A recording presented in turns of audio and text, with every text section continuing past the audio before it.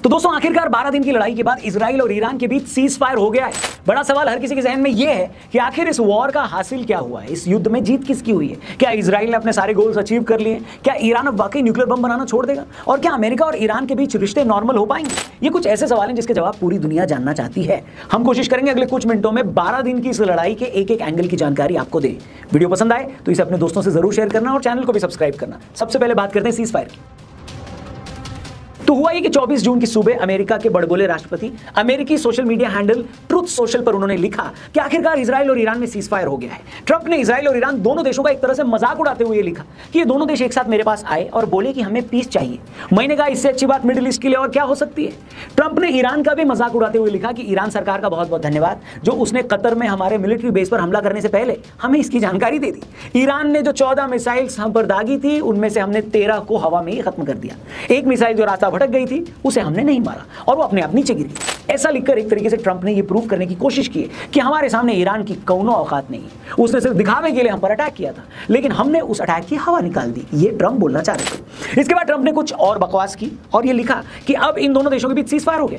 लेकिन तभी अमेरिका के ही एक बड़े न्यूज चैनल CNN ने ट्रंप के इस झूठ की पोल खोल दी। CNN ने एक डिप्लोमेट के हवाले से बताया कि ईरान और अमेरिका में ये सीज फायर करवाने में कतर के शेख का बड़ा रोल रहा है। खबर यहां तक है कि जो ट्रंप ईरान और इजराइल में सीज फायर करवाने का दावा कर रहे हैं खुद उस ट्रंप ने कतर में अमेरिकन बेस पर ईरानी हमलों के बाद कतर के शेख से रिक्वेस्ट की थी कि अमेरिका और ईरान में सीज फायर करवा दो, जिसके बाद कतर के प्राइम मिनिस्टर शेख मोहम्मद अल थानी ने ईरानी हुकूमत से बात की। ईरान ने जब इस पर अपनी रजामंदी दी तब जाकर ये सीज फायर पूरा हुआ है। मगर ट्रंप तो ट्रंप है, उन्होंने खुद ही सोशल मीडिया पर जाकर ढिंडोरा पीट दिया कि हमने सीज फायर करवाई है। लेकिन ट्रंप के सीज फायर के अनाउंसमेंट के कुछ देर बाद ईरान ने यह साफ कर दिया है कि हमने ऐसे किसी सीज फायर पर साइन नहीं किया है। इसके बाद इजराइल ने बताया कि ट्रंप की इस पोस्ट के बाद ईरान की तरफ से इजराइल पर 6 बैलिस्टिक मिसाइल्स दागी गई हैं। इनमें से कुछ मिसाइल्स इजराइल के रेजिडेंशियल कॉम्प्लेक्सेस में गिरी हैं। जिस टाइम हम ये वीडियो बना रहे हैं दोस्तों तब तक उस अटैक में 5 इजरायली लोगों की मौत हो चुकी थी। पूरी बिल्डिंग ताश के पत्तों की तरह भरभरा कर नीचे गिर चुकी थी। मलबे से लोगों को निकाला जा रहा था। मगर इससे पहले इजराइल इस हमले का जवाब देता तब तक ट्रंप ने एक और पोस्ट करके लिख दिया कि अब सीज फायर लागू हो चुका है। मैंने दोनों देशों से मैं ये कह रहा हूं कि कोई भी इसका वायलेशन न करे। बस फिर क्या था। इसके बाद पहले नेतन्याहू के ऑफिस की तरफ से पोस्ट आई और फिर इजरायली आर्म फोर्सेस की तरफ से भी पोस्ट आ गई। दोनों ने जो स्टेटमेंट इशू किया है उसमें साफ लिखा है कि हमने इस ऑपरेशन में जो भी सेट टारगेट्स थे वो अचीव कर लिए हैं। हमने ईरान की न्यूक्लियर साइट्स को तबाह कर दिया है, ईरान के न्यूक्लियर साइंटिस्ट को मार दिया है, उनके मिलिट्री कैपेबिलिटीज को बर्बाद कर दिया है। बावजूद इसके हम पूरी तरह से अलर्ट मोड में हैं। ये किसने बोला? ये इजराइल ने बोला। अगर ईरान की तरफ से कोई भी बदमाशी की गई तो इजराइल इसका करारा जवाब देगा। फिर ईरानी मिलिट्री की तरफ से भी स्टेटमेंट आया जिसमें उन्होंने कहा कि हमने यहूदी सरकार से लड़ने में जो ताकत दिखाई है उसने हमारे दुश्मन को इस सीज फायर के लिए मजबूर कर दिया है। ये इस्लाम की ताकत है। और उन्होंने आगे ये भी लिखा कि अगर इजराइल ने किसी भी तरह का एग्रेशन दिखाया तो उसको इसी तरह का करारा जवाब दिया जाएगा। वेल, सीज फायर की इस अनाउंसमेंट के बाद जब डोनाल्ड ट्रंप से ये पूछा गया कि ये सीज फायर कब तक रहेगा तो उनका जवाब था हमेशा के लिए। और अपने आप में बड़ा सवाल ये है दोस्तों कि क्या सच में अब ईरान और इजराइल में परमानेंट सीज फायर हो गया है? क्या ये दोनों देश आपस में कभी नहीं लड़ेंगे? इससे पहले कि इन तमाम सवालों के एक एक करके जवाब दें आप हमारे TRP चैनल को भी जरूर सब्सक्राइब करना। डिस्क्रिप्शन और पिन कमेंट में द रौनक पॉडकास्ट चैनल का लिंक दिया है। हमारे लेटेस्ट पॉडकास्ट को जरूर देखना, सीखने लायक बहुत सारी बातें। फिलहाल वीडियो में आगे बढ़ते हैं। देखिए 11-12 जून को जब इजराइल ने 100 से ज्यादा एयरक्राफ्ट के साथ ईरान पर हमला किया था तो पूरी दुनिया हिल गई थी। पहले दिन के हमले में इजराइल ने ईरान के 6 न्यूक्लियर साइंटिस्ट, ईरान मिलिट्री की पूरी टॉप कमांड और ईरान के तीनों न्यूक्लियर साइट्स पर हमला कर दिया था। ऐसा लग रहा था कि पहले हमले में ही ईरान का गेम हो गया है। उसके अगले कुछ दिनों में इजराइल ने ईरान के एयरबेसेस पर पूरी तरह सुप्रीमेसी अचीव कर ली, उनके एयर डिफेंस सिस्टम्स को बर्बाद कर दिया। तेहरान में हर बड़ी सरकारी इमारत, हर मिलिट्री ठिकाने को इजराइल ने बर्बाद कर डाला। फिर रही सही कसर 22 जून की सुबह हुई जब अमेरिकन स्ट्राइक ने इस कसर को पूरी की, अटैक कर दिया। अमेरिकन B-2 बॉम्बर्स ने ईरान की 3 बड़ी न्यूक्लियर साइट्स पर क्लस्टर बम्स गिराकर उसे बर्बाद कर डाला। लेकिन ये कोई छोटा मोटा लेकिन नहीं है। लेकिन इन सब के बावजूद सवाल ये है कि क्या इजराइल और अमेरिका ने ईरान को घुटनों के बल ला दिया? क्या इजरायली और अमेरिकन हमलों के बाद ईरान अपने न्यूक्लियर प्रोग्राम को कभी दोबारा शुरू नहीं कर पाएगा? तो दोस्तों इसका जवाब है नहीं।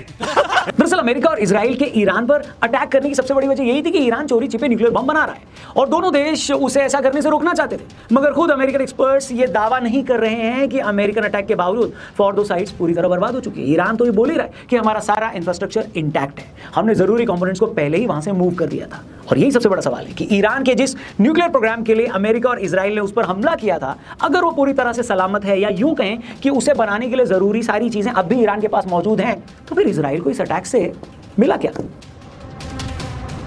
दूसरा सवाल यहीं पर यह आता है कि अगर इजराइल और अमेरिका दोनों ही श्योर नहीं है कि उन्होंने ईरान की न्यूक्लियर साइट्स को बर्बाद कर दिया, तो फिर इतनी जल्दी ये सीज फायर क्यों, ये लड़ाई खत्म क्यों कर दी गई?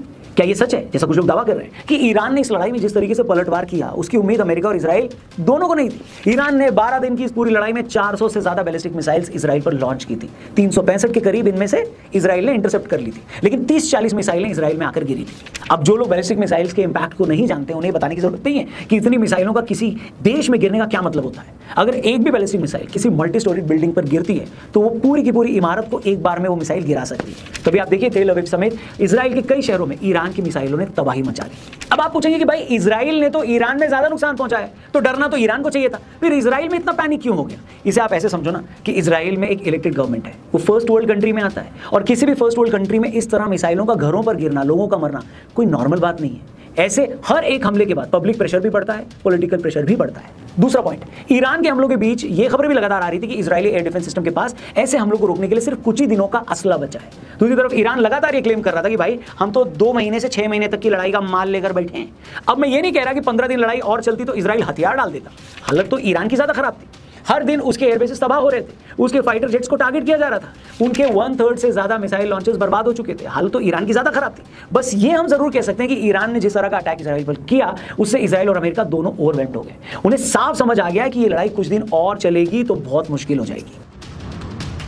तीसरी बात, 12 दिन के बाद लड़ाई उस पॉइंट पर पहुंच गई थी जहां इजराइल और अमेरिका दोनों को यह डिसाइड करना था कि अब इस लड़ाई को और कहां लेकर जाना है। हम एक पल के लिए मान भी ले कि दोनों कंट्रीज श्योर हो गई थी कि हाँ भाई हमने ईरान की न्यूक्लियर साइट्स को तबाह कर दिया। इसके बाद उन्हें खुद से ये पूछना था कि अब इस लड़ाई से और क्या अचीव करना है। इसके बाद इजराइल और अमेरिका चाहते तो खुमैनी का तख्ता पलट कर सकते थे और लड़ाई को तब तक खींचते जब तक कि खुमैनी को या तो मार नहीं दिया जाता या गिरफ्तार वो नहीं हो जाते, पर यह काम इतना आसान नहीं था। रशिया पहले यह कह चुका है कि अगर इजराइल या अमेरिका ने ईरान में तख्ता पलट करने की कोशिश की तो इससे पूरी सिचुएशन और सीरियस हो जाएगी। ऐसा करने के लिए इजराइल और अमेरिका को इराक की तरह जमीन पर अपनी फौजें उतारनी पड़ती।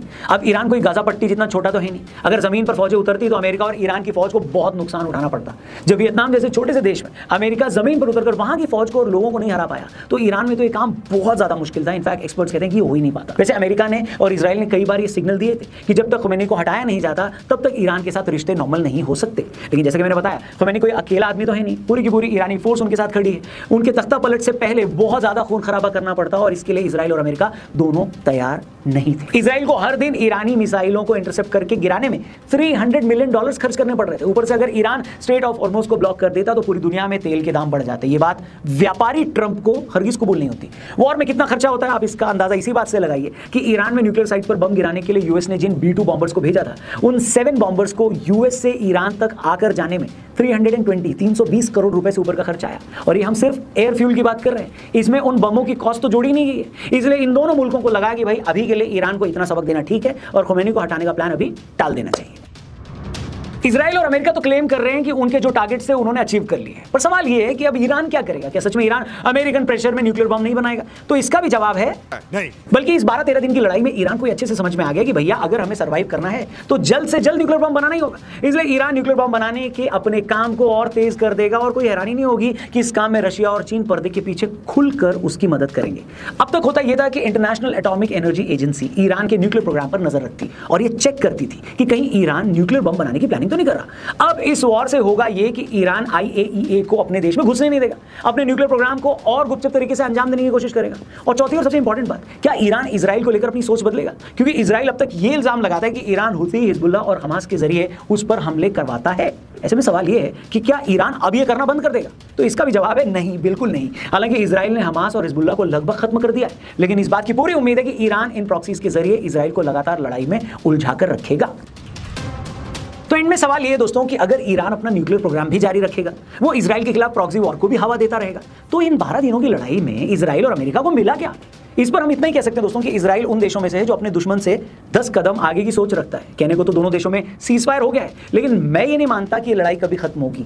ये सीजफायर भारत और पाकिस्तान के सीजफायर जैसी है। दोनों देश अब भी अलर्ट मोड पे है। इजराइल एक सेकंड के लिए भी ईरान से नजर नहीं हटाएगा। दूसरी तरफ ईरान भी जल्द से जल्द चोरी छिपे न्यूक्लियर बम बनाने की कोशिश करेगा।